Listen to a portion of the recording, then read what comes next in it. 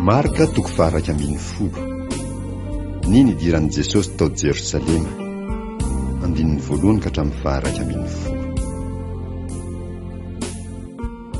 Ary raha nanakaiky an'i Jerosalema tao Betifaga sy Betania any tendrombohitra Oliva izy, dia naniraka reo lahy tamin'ny mpianany Jesosy ka nanao taminy hoe, mankanesa amin'ny roa vohitra tandrifinareo roa, ary raha vao miditra treo ianareo, miaraka amin'izay dia ahita zana-biriky mifatotra, izay tsy mbola nitangenan'olona.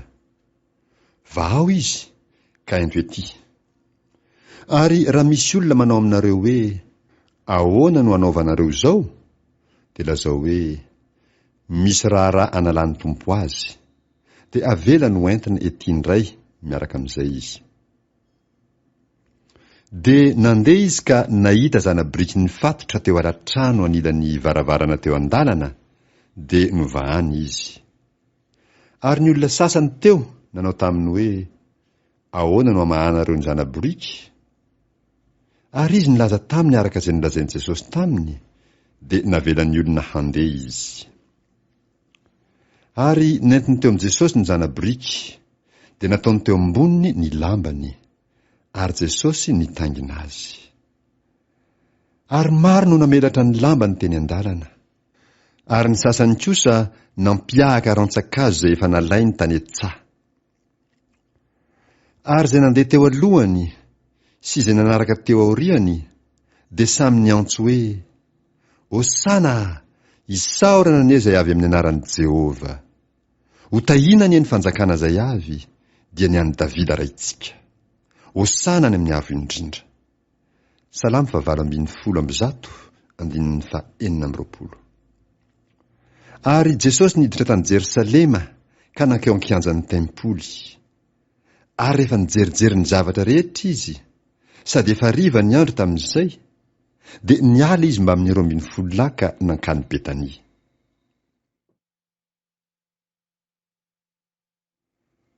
Ilay aviavy Tsinamo. Marka toko 1:10, andininy 12 ka hatramin'ny 14.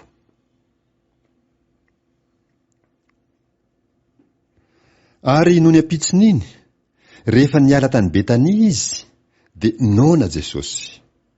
Ary nahatsinjo aviavy anankiray mandraviny ery lavidavitra izy, dia nankeo, fa toa ahita voany eo aminy. Kanjo noho ny tonga teo aminy izy, dia tsy nahita na inona afa-tsy raviny ihany, fa tsy mbola tonga ny tao-pamoazany aviavy.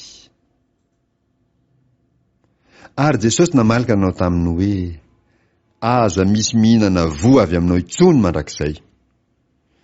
Ary ny mpianany nahare izany. Ny tempoly, trano fivavahana. Marka toko 1:10, andininy 5:10 ka hatramin'ny 7:10. Roany Jesosy ireo mpivarotra tao amin'ny tempoly. Ary tonga tany Jerosalema izy. Ary Jesosy niditra teo an-kianjan'ny tempoly, dia nandroaka izay nivarotra sy izay nividy teo an-kianjan'ny tempoly, sady nanjera ny latabatry ny mpanakalo vola sy ny fipetrahan'ny mpivarotra ny voromailala. Ary tsy navela nisy olona hitondra fanaka handeha hamaky ny kianjan'ny tempoly. Dia nampianatra izy ka nanao taminy hoe, tsy voasoratra hoe va, ny tranoko hatao hoe trano fivavahana ho an'ny firenena rehetra. Isaia 4:17. Fa ianareo kosa efa nanao azy ho zohy firen'ny jiolahy. Jeremia 7:1. Ary nahare izany ny lohan'ny mpisorona mba amin'ny mpanora-dalàna, ka dia nitady izay hamonoany azy. Saingy natahotra azy izy, satria talanjona ny vahoaka rehetra noho ny fampianarany. Ary isan-kariva dia niala tao an-tanàna izy.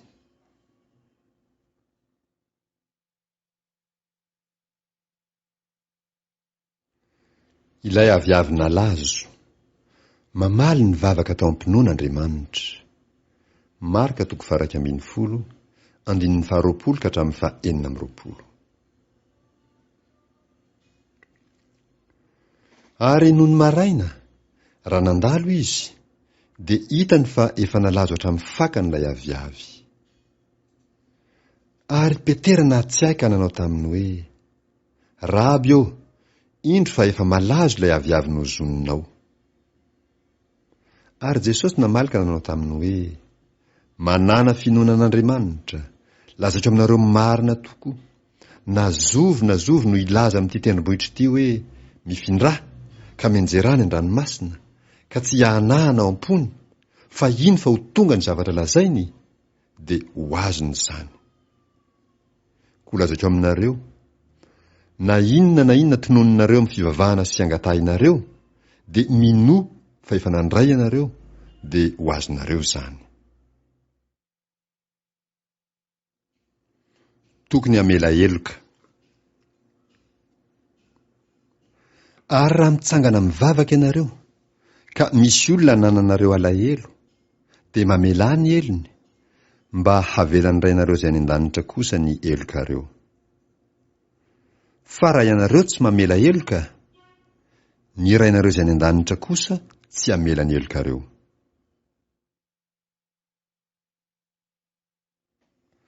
Fisalasalana momba ny fahefan'i Jesosy Kristy. Marka 4:10, 7:20 ka hatramin'ny 7:30.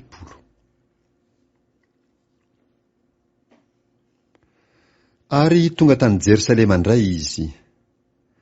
Ary raha nitsangatsangana teo an-kianjan'ny tempoly Jesosy, dia nanatona azy ny lohan'ny mpisorona sy ny mpanoradalàna ary ny loholona, ka nanao taminy hoe, fahefana manahoana no anaovanao izao zavatra izao? Ary iza no nanome anao izany fahefana izany hanaovanao izao zavatra izao? Ary Jesosy nanao taminy hoe, hanontany anareo zavatra ray loha kosa aho, ka valio aho, ary dia ho lazatro aminareo izay fahefana anaovako izao zavatra izao. Ny batisan'i Jaona, avy tany an-danitra va sa avy tamin'ny olona? Valio aho. Ary izy ireo niara-ny saina ka nanao hoe, raha ho lazaintsika hoe mantsy avy tany an-danitra, dia hataony hoe, nahoana ary no tsy nino azy ianareo? Fa raha ho lazaintsika hoe kosa avy tamin'ny olona, natahotra ny olona izy, satria neken'ny olona rehetra fa mpaminany tokoa Jaona. Dia namaly an'i Jesosy izy ka nanao hoe, tsy fantatray. Ary Jesosy nanao taminy hoe, zaho kosa tsy ilaza aminareo izay fahefana anaovako izao zavatra izao.